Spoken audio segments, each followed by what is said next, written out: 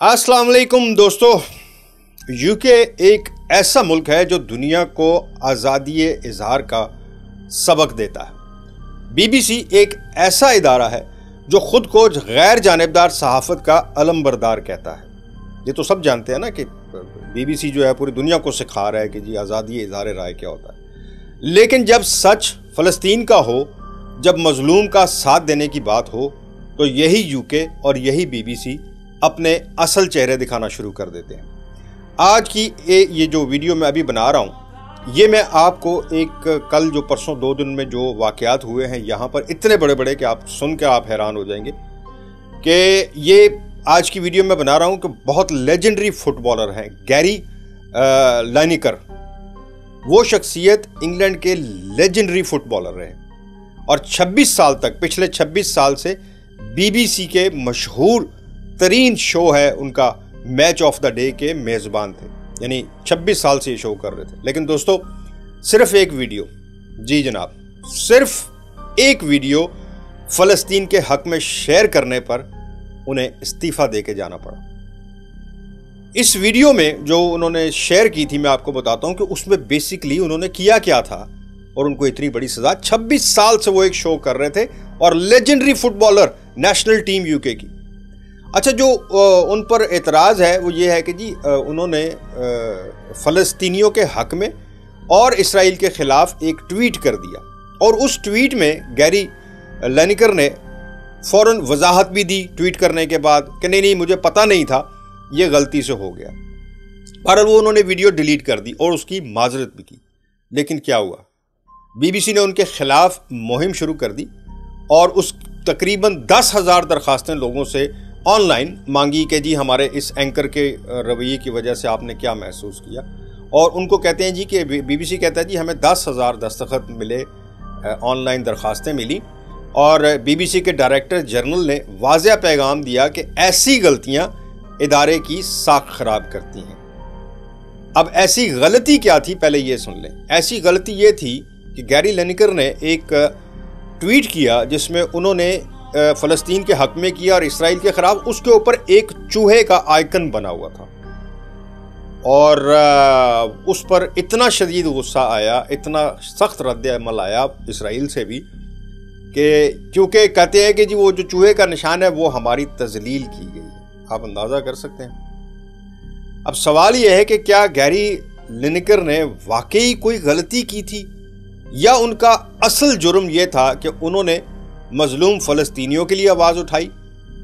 क्या यही है वो यूके जो हमें आज़ादी इज़हार के लेक्चर देता है रोज़? क्या यही है वो बीबीसी जो हमें दिन रात सच्चाई दिखाने का दर्स करता है, दावा करता है कि मैं आपको बिल्कुल सच और हक़ाइक़ दिखा रहा हूँ?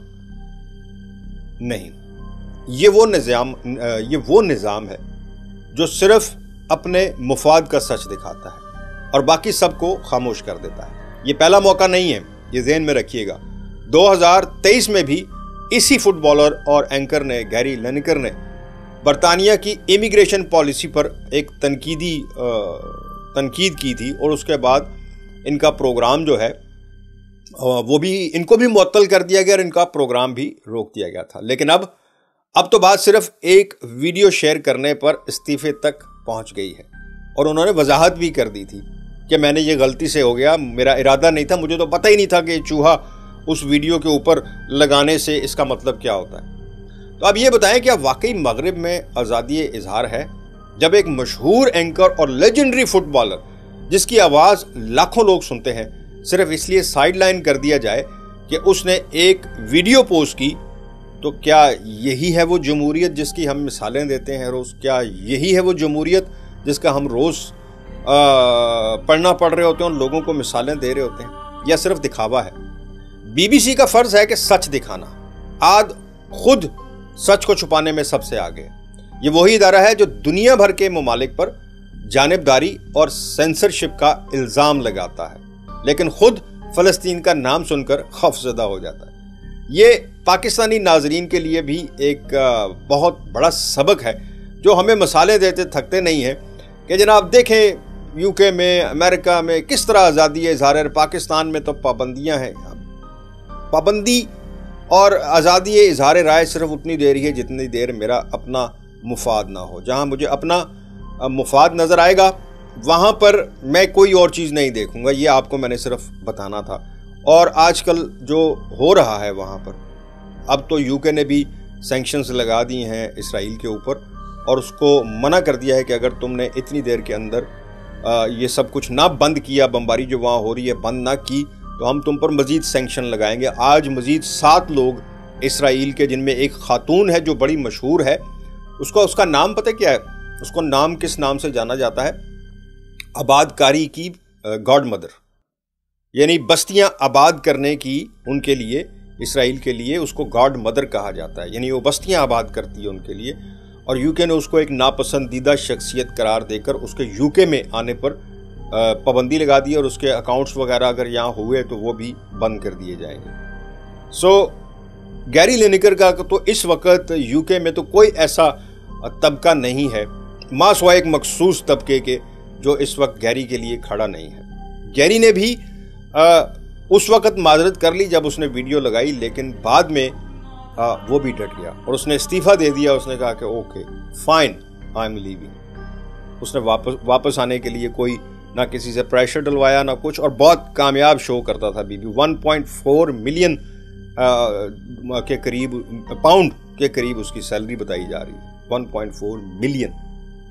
اور فٹ بالر تو یہاں پہ ویسے ہی بڑا مانا ہوا طبقہ ہوتا ہے، بڑا امیر ترین طبقہ یہاں کا مانا جاتا ہے. لیکن اس کے باوجود دیکھ لیں کہ فلسطین کے حق میں ایک ٹویٹ اور اس کے اوپر صرف ایک چوہا بنا ہوا تھا، جس کی وجہ سے آج اس کا پورا کیریئر ختم ہو گیا.